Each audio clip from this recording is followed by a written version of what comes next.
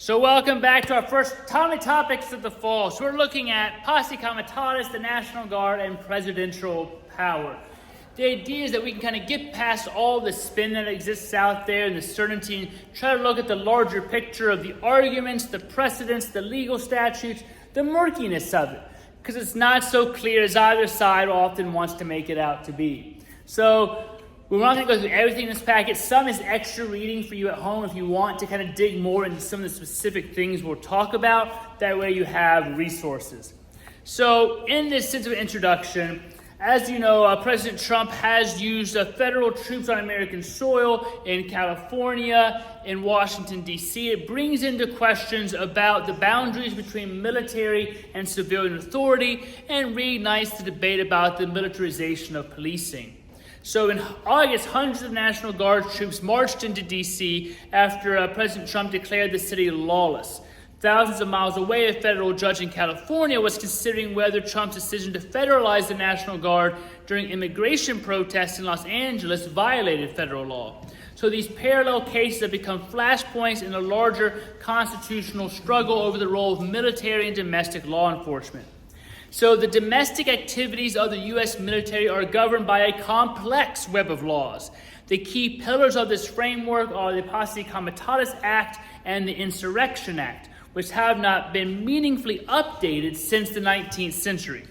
Some legal scholars argue that these laws were designed for a dramatically different country than the 21st century United States, and that these laws give presidents broad authority to use military forces as a domestic police force in violation of this country's founding principles.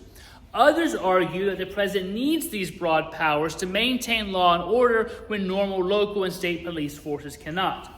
The challenge is that the law is actually very unclear. Even the vital question of whether the Constitution allows the federal government to declare martial law has never been conclusively answered by the courts. This uncertainty can make it easier for an unscrupulous government actor to circumvent the few safeguards against abuse that do exist. So let's look at Posse Comitatus, because that's a phrase that's been used a lot, saying, well, this absolutely violates, or this is allowed under it. So Posse Comitatus is a Latin phrase meaning the power of the county. It refers to the common law authority of a sheriff to call upon citizens to assist in law enforcement. It's rounding up the posse to get those horse smugglers. The Posse Comitatus Act bars federal troops from participating in civilian law enforcement except when expressly authorized by law. But what law? So this 147-year-old law embodies an American tradition that historically sees military interference in civilian affairs as a threat to both democracy and personal liberty. In British and American law, a posse comitatus is a group of people who are mobilized by the sheriff to suppress lawlessness in the county. In any classic Western film, when a lawman gathers a posse to pursue the outlaws, they are forming a posse comitatus. The Posse Comitatus Act is so named because one of the things it prohibits is using soldiers rather than civilians as a posse comitatus. So what's the origins here? It was passed in 1878 after the end of the Reconstruction period and the return of white supremacists to political power in both southern states and the Congress. So through the law, Congress sought to ensure that the federal military would not be used to intervene in the establishment of Jim Crow in the former Confederacy. So basically there were these fears that states could pass these laws that violated civil rights or always different Jim Crow stuff, and then they would use the military to further suppress African Americans, people of color. The larger state constitution, U.S. Congress didn't want that to happen, so they passed this act basically taking that tool out of the southern states' toolbox. Make sense? So that's kind of the origins of it. So despite the ignominious origins of the law itself, the broader principle that the military should not be allowed to interfere in the affairs of the civilian government is kind of a core American value. It's just not necessarily codified in many places. It finds expression, though, in the Constitution's division of power over the military between Congress and the President, and in the guarantees of the Third, Fourth, Fifth, and Sixth Amendments, which were in part reactions to abuses committed by the British Army against American colonists. So what does the Act actually say? It's just one sentence. So we have a lot of stuff based on one sentence. It says, whoever, except in cases and under circumstances expressly authorized by the Constitution or act of Congress, willfully uses any part of the Army or the Air Force as a posse comitatus or otherwise to execute the laws shall be fined under this title or imprisoned not more than 2 years or both. So that's all we got here. So the statute prohibits the Army and Air Force from enforcing domestic law, including investigating local crimes, overriding local police authority, or compelling civilians to act. While exceptions exist, such as congregational authorization or the use of the Insurrection Act of 1807 in times of invasion or rebellion, the law has rarely been tested in practice. We don't have a lot of test cases to set up the boundaries. As with any law, any rule, you kind of end up pushing against boundaries. And over time, boundaries are set. We have that even the Presbyterian Church in the Book of Order. Well, what does this word actually mean? When it says you shall do this, can you do it this way, though? And there have to be different court cases in church or different amendments to kind of fence off what it means. We haven't had a lot of opportunities to fence off the Posse Comitatus Act, if that makes more sense. So, are all members of the military covered under the Posse Comitatus Act? No. Only federal military personnel are covered. While the Posse Comitatus Act refers only to the Army and Air Force, a different statute extends the same rule to the Navy and Marine Corps. So you can't just send in the Navy in this circumstance. The Coast Guard, though, part of the federal armed forces, has express statutory authority to perform law enforcement and is not bound by the Posse Comitatus Act. So you can send in the Coast Guard if you need to. Members of the National Guard are rarely covered by the Posse Comitatus Act because they usually report to their state or territory's governor. That means they are free to participate in law enforcement if doing so is consistent with state law. However, when Guard personnel are called into federal service or federalized, they then become part of the federal armed forces, which means they are bound to the Posse Comitatus Act until they are returned to state control. That makes sense so far. If the governor brings up the National Guard to help in a situation, they are not bound by Posse Comitatus. If the U.S. government does and they federalize them, then they are. So often in situations, it may be just the state governor brings them in to deal with some kind of larger thing and doesn't ask them to be federalized because then they're more bound. If the president federalizes, then they're bound by Posse Comitatus, but there are exceptions, which we'll get into. So what are the main exceptions? I'll tell you. There are many statutory exceptions to the Posse Comitatus Act, but the most important one is the Insurrection Act. We talked about that several months ago in the Timely Topics. Under this law, in response to a state government's request, the president may deploy the military to suppress an insurrection in that state. In addition, the Insurrection Act allows the president, with or without the state's government's consent, to use the military to enforce federal law or suppress rebellion against federal authority in a state, or to protect a group of people's civil rights when the state government is unable or unwilling to do so. So some of the murkiness gets into what is defined as a civil right. More information about presidential powers under the Insurrection Militia Act are at the end of this document for further reading. If you want to dig more into the Insurrection Act, how it's been used in the past, what it says, you can read more there. So what are the constitutional exceptions? There are no constitutional exceptions. The law allows only for express exceptions in the Constitution, but no part of the Constitution expressly empowers the president to use the military to execute the law. The law makes space for that because can the Constitution be added to? Yes. So if it does, then the Posse Comitatus Act already has that exception put inside of it. So this conclusion is consistent with the law's legislative history, which suggests that its drafters chose to include the language about constitutional exceptions as part of a face-saving compromise, not because they believed any existed. And it's kind of a preparation for the future. So you read that and think, oh, the Constitution makes exceptions. It doesn't. Not yet. So this has not stopped the Department of Defense from claiming that constitutional exceptions to the law exist. The department has long claimed that the Constitution implicitly gives military commanders emergency authority to unilaterally use federal troops to quell large-scale, unexpected civil disturbances when doing so is necessary and prior authorization by the president is impossible. In the past, the department also claimed an inherent constitutional power to use the military to protect federal property and functions when local governments could not or would not do so. The validity of these claimed authorities has never been tested in court, though.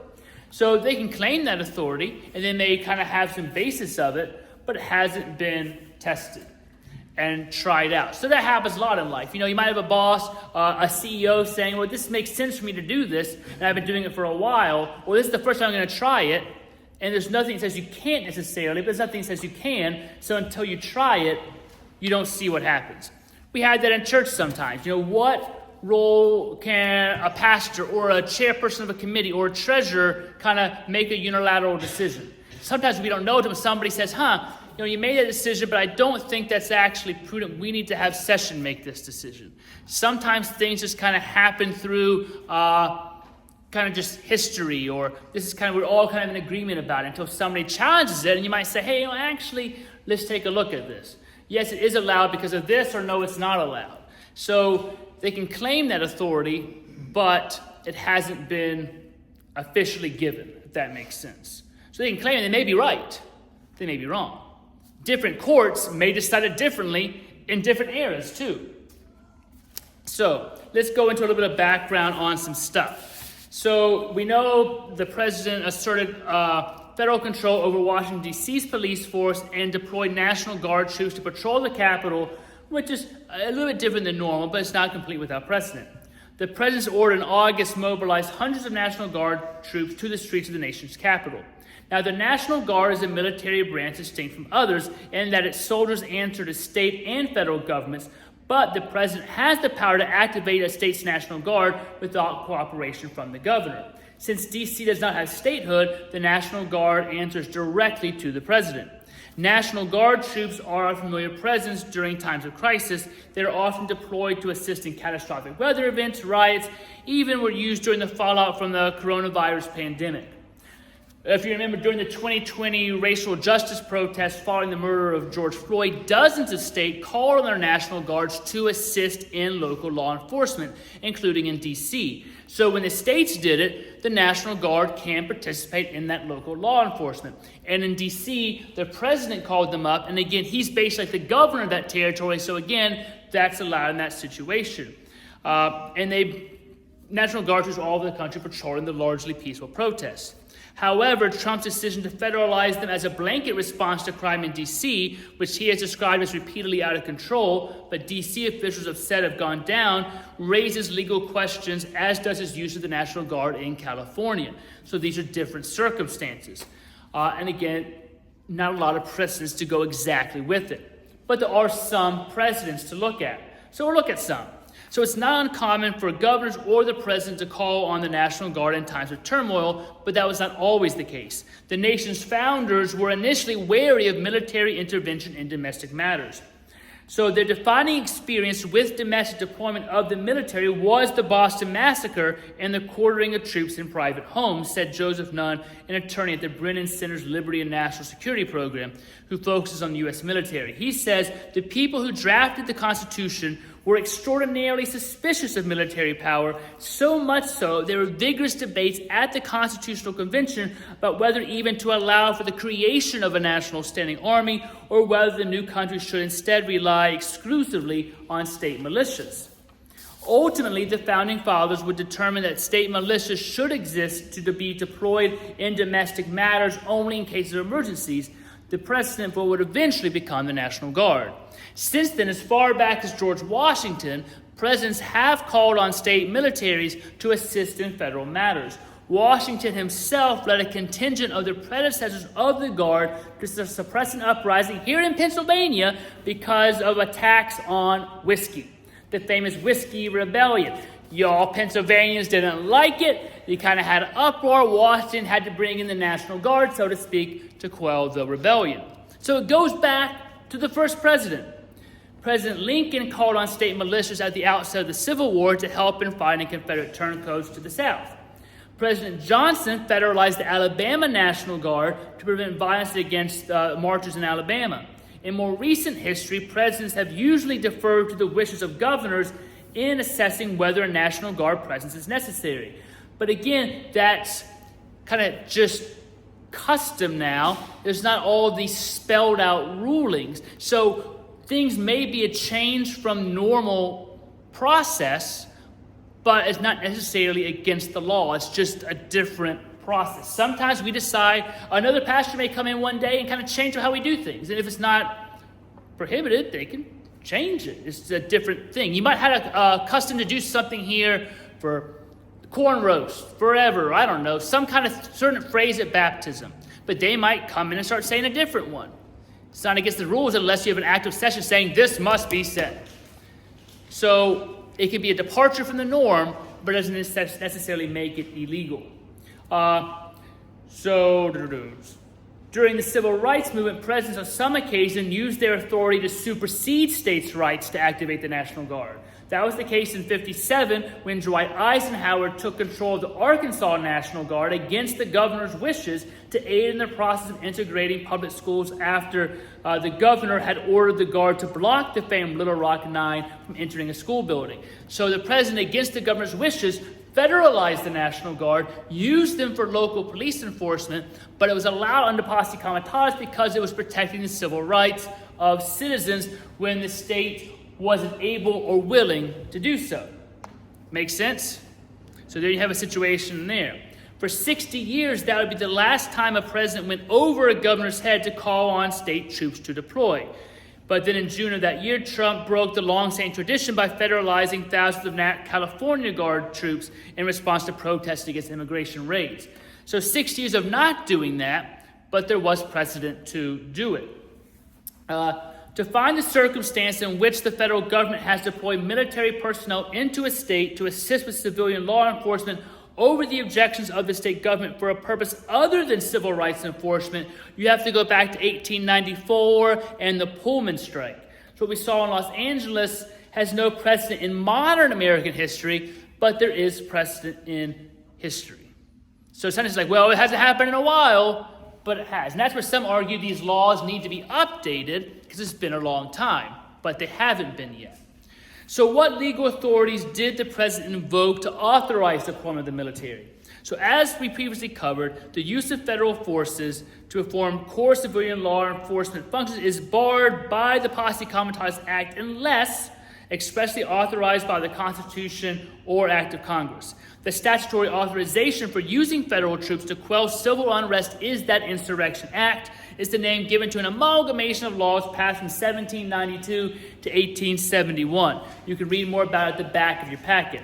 The Insurrection Act authorizes the president to deploy federal troops to quell these kind of insurrections, domestic violence, and rebellions against U.S. authority, and to execute federal and civil rights laws when they are being obstructed. So President Trump's memorandum related to the National Guard in California notably does not invoke the Insurrection Act. Instead, it cites 10 U.S.C. Section 12406. Anybody know about that one? No one does. It was a law enacted in 1903 that allows the president to call up the National Guard if there is a, quote, a rebellion or danger of a rebellion against the authority of the government of the United States. So who gets to decide if there's a danger? There may always be a danger, and that's where it gets murky again. Or if the president is unable with the regular forces to execute the laws of the United States. So you can make a claim these laws are not being enforced in California in regards to immigration or anything else or other civil laws. So by the statute, I have the power as the president to send in the guard to do it. That would be the argument. And it's a somewhat valid argument. It may be said it's not good enough, but it's not completely out of nowhere. There is legal precedent for those things to think about. Although the relationship between the Insurrection Acts and 12406 is admittedly murky, presidents have essentially treated 12406 as the technical call-up authority that accompanies the Insurrection Act's substantive grant of power. So usually they are always matched together when deploying federal troops to quell unrest. But this time, Trump has attempted to decouple these authorities. In federalizing and authorizing deployment of the National Guard, he appears to either be relying on 12406 as a standalone authority or alternatively pairing 12406 with the claimed inherent constitutional power to deploy troops to protect federal personnel, properties, and functions, discussed further below.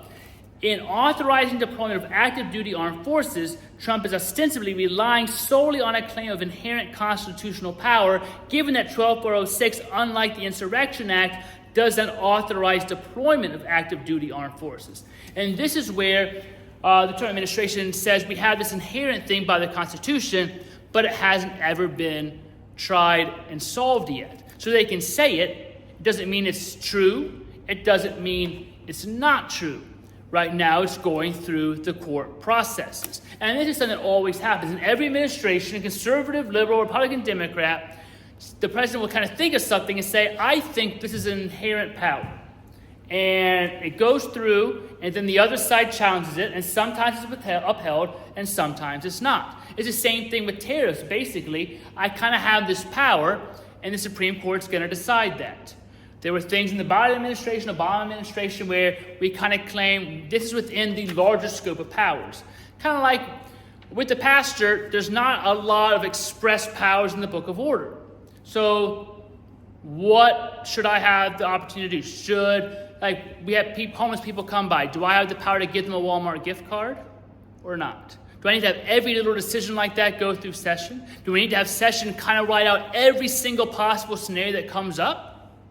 This is where it gets tricky. Now, eventually the session can say, you know what, we don't want you ever making a decision. We're going to make a thing that says the pastor cannot give out gift cards to people in need. It has to go to committee. Then that one is solved. But can I give out food then? That's in our pantry? Well, now we have to have that one in. So see how that makes sense? So it's always these murky legal things. So what can and can't the military do under these authorities? If the president is relying solely on 12406 to authorize federalization and deployment of the National Guard, that could and already has triggered a legal challenge. Whether 12406 may serve as an independent deployment authority and as a substantive grant of power when it has almost always been treated simply as a statutory basis for shifting control over the Guard from the government to the president would be a question for the courts. So too would be the question of whether 12406 constitutes an exception to the Posse Comitatus Act. Again, it's never come up before, so we're wading into new territory. So when one side says absolutely it's allowed, that's spin. When the other side says this is absolutely a violation of the Posse Comitatus Act, it's spin. It hasn't been decided yet. They're posturing to kind of build up their argument, but neither is certain. To the extent that Trump is relying on a claim of inherent constitutional authority, different legal difficulties arise. Office of Legal Counsel Miranda have long taken the position that the president has an inherent constitutional power to use troops for the protection of federal property and federal functions, and that such does not constitute law enforcement for the purposes of the Posse Comitatus Act. That's a long-standing thing. So, like, if people are threatening to go into and destroy a federal building, National Guard troops being called out to protect that building. Now, can they stop people on the way and say, hey, do you have anything that you might try to come in here? Can we arrest you off the street because we think maybe you are? Now it gets into policing and it gets more murky. You see how all this is very murky? It's not always clear. So the next page, there's both sides of the argument. I put a little bit here from Republican in on the Judiciary Committee who argues that this is perfectly allowed, and you can read why. And then I have something from a senior fellow at the Cato Institute, which is a libertarian think tank, so not quite the Democratic antagonist to the Republicans, who has his point of view. So you can kind of see both sides of the argument and see what different sides are saying about it. So it's not just kind of my words. You can read from the words of directly people who are making the arguments. You can do that on your own. Concluding thoughts. So the recent actions, I'll call Sean back in a second, Ms. Bentley.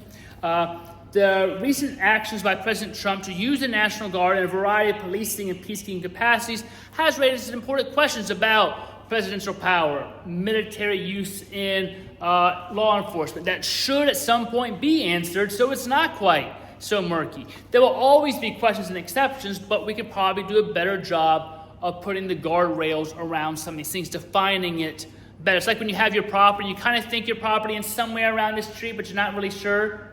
And then one day a tree falls and it's like, whose property is it? Then you want to know for sure. Until then, it's just like, well, it hasn't come up. Let's not worry about it until you need to worry about it, right? So most historians and legal scholars over the last 100 years seem to agree in general that regardless of the statutory device used, domestic deployment of the military should be treated as an option of last resort. There's a tradition in American law and political thought with roots that can be traced to medieval England that opposes any kind of military interference in civilian affairs outside of emergencies. This tradition recognizes the fundamental danger of turning an army inward to face its own country's citizens. As the Eighth Circuit Court expressed in Bissonnette v. Hague, the use of military forces to seize civilians can expose civilian government to the threat of military rule and the suspension of constitutional liberties. On a lesser scale, military enforcement of the civil law leaves the protection of vital Fourth and Fifth Amendment rights in the hands of persons who are not trained to uphold these rights, and may also chill the exercise of fundamental rights, such as the right to speak freely and to vote, and create the atmosphere of fear and hostility which exists in territories occupied by enemy forces. So domestic deployment presents risks in the military itself. It puts them in positions that they aren't trained to do sometimes, right? And if the military is focused on inward things, they're not focused on the outward things, which are also a big part of the military's mission. So the National Guard's not immune to some of the larger risks that are involved in policing, and they don't have the same training that police officers usually have. So accordingly, when considering whether to use any part of the military domestically, leaders should not merely ask whether a deployment would be constitutional and authorized by statute. They should also ask whether it would be an appropriate use of limited military resources and whether it is consistent with the foundational American belief that domestic civilian affairs should be managed by domestic civilian authorities whenever possible, with, of course, the exceptions that we have noted that have sometimes been good and helpful. So then you have some more stuff on the Insurrection Acts if you want to read it. Whew. Questions, comments, on all that stuff on Posse Comitatus and Insurrection Acts and presidential authority and constitutional things and law enforcement. So one thing that's come up recently about like Chicago. President's now decided not to push for National Guard in Chicago because I think the administration recognizes there are more legal hurdles. It's not exactly clear cut. They might get away with it, but they may not. They don't want to take the loss. Instead, they're going to Memphis, where both the mayor and the governor have signed off and requested help. So that's a very clear path in that situation. So both sides recognize there are some legal questions when you go above and beyond the governor in the use of the National Guard in law enforcement. So they're going to Memphis, where the governor said, yes, please come, and the mayor is on board too. Questions, comments, Comitatus remarks? I came in a little behind, but what part is Congress and Congress's authority adding any of this? They can make laws that limit the president's power or broaden it. In the situations right now, it's all working on perceived interpretations of laws or inherent powers. So Congress would have to come together and make a law that said, yes, this is okay. Otherwise, it's going to go to the courts. Because right now, it's an interpretation of statutes that are going to court. So unless Congress makes it clearer, it's going to be up for the courts to decide, and it'll eventually go to the Supreme Court. Other questions? Yes. I just have to say, so this is all very interesting. I'm listening and trying to soak it in, but I just feel like the big elephant in the room is that we're not, because we're trying to look at the facts. The big elephant is that, in my opinion, that this is being used specifically for political reasons and retribution by the leader. He's not sending troops to cities that have a high crime rate that are Republican states. Well, they're going to Memphis. What was the question? She was saying, it seems like the elephant in the room is that the president is using this more for political things and not just to kind of quell unrest because he's sending to cities that aren't in Republican states. And so that can be a claim that the left might have. The right might say, well, it just happens to be that the places with the worst crime are in blue states, and Washington, D.C. is in no state, and that's where we're starting, where the president has authority. But going to Memphis in a red state of Tennessee does change that narrative a bit. And that's what's always complicated, because the right could always say something about a Democratic president's motivation. This is only for political purposes. And the left will say, well, no, it's this. And then when the Republican president's in, they'll say, well, this is for political purposes. And the right will say, no, it's not. It's a lot how we see it. And what we read kind of helps twist. We think it's for political, and maybe it is. Maybe it's both. Maybe it's, this is something that needs to happen, and we're going to score some political points or take a few chinks out of our opponents. Sometimes it can be both and as well. And politicians, when you can take a swipe at your opponents, are always going to do it for the most part. On either side of the aisle, it's kind of one of the realities that happen. So it will be interesting to see how it goes in Memphis and Tennessee, and then will the National Guard continue to focus on red states where they have problems, where the governor calls them in, because then they can say, look, this has worked in these states. The governor has supported it. Why aren't the blue states inviting us in if it's worked in the red states? So that may be what they try to do now, is create a base of, now we have results with cooperation from the states. Why don't these other cities want our help? That may be what they might be looking towards now, and it takes away that potential criticism. I saw Craig hand first, and then Sandy. Okay, so the National Guard is called in to whatever city. A crime is being committed. Who's in charge, the National Guard or the local police? That gets into sticky questions, and I think it depends a lot on the situation. Is it the state who's called them in, or have they been federalized? So let's say in the situation of looting, widespread looting in Harrisburg, and Governor Shapiro calls in the National Guard. In theory, they're going to work with local law enforcement, but the National Guard may arrest people. But they probably wouldn't have total jurisdiction because the local police still do, because they're going to be the ones working with the district attorney. That's how it probably should work. And again, I am no expert in all of these laws. I did some reading. But now, in cases where it's federalized, it should always end up still going to the state unless it becomes a federal crime, and then jurisdiction is passed off to the FBI. So again, it depends on what it is. If it's a hate crime that the federalized National Guard is stopping or finding, it's going to be a federal crime, so it's going to go to the FBI. So there's still these questions of, is it a state crime, is it a federal crime? Is it the state that called the National Guard, or is it the federalized National Guard?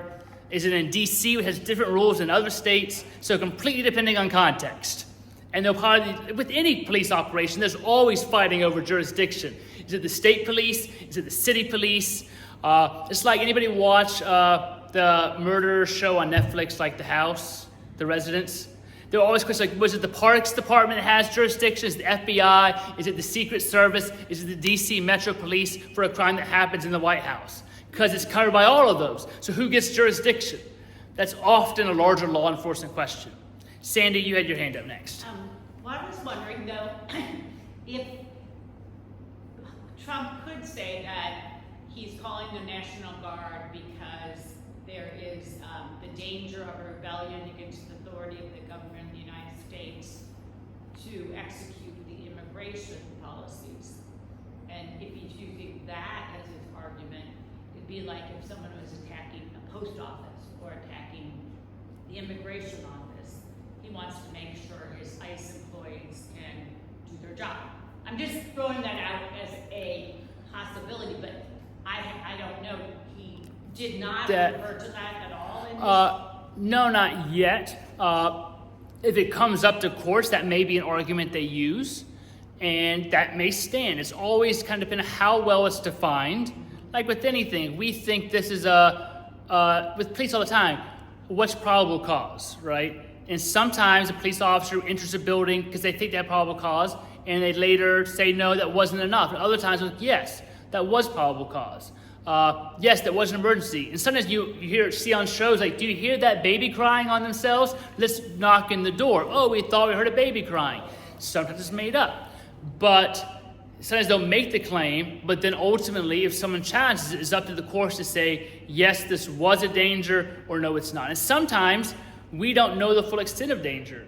Because we often sometimes we don't do anything, and something bad happens. Like in the case of some of these mass shooters, somebody has an inclination of, they bought a gun, they've been saying some things, but I don't want to jump to conclusions, and then something happens, like, well, you should have known the danger. But other times they jump to conclusions, and that person then gets hauled off, and then they sue the other person for like defamation.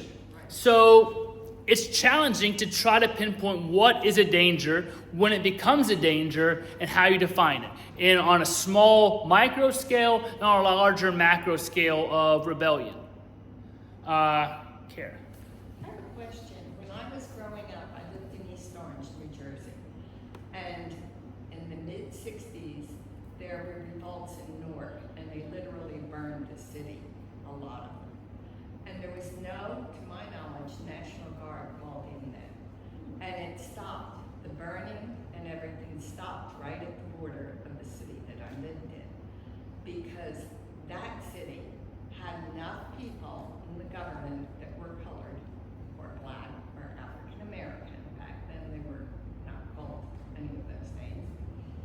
They used the word Negro. But they communicated and they stopped it. But people were so fed up with the way things were going that they rebelled. And I'm wondering if more communication between both sides might be useful. Mm-hmm. And if we don't see it, where will we end up?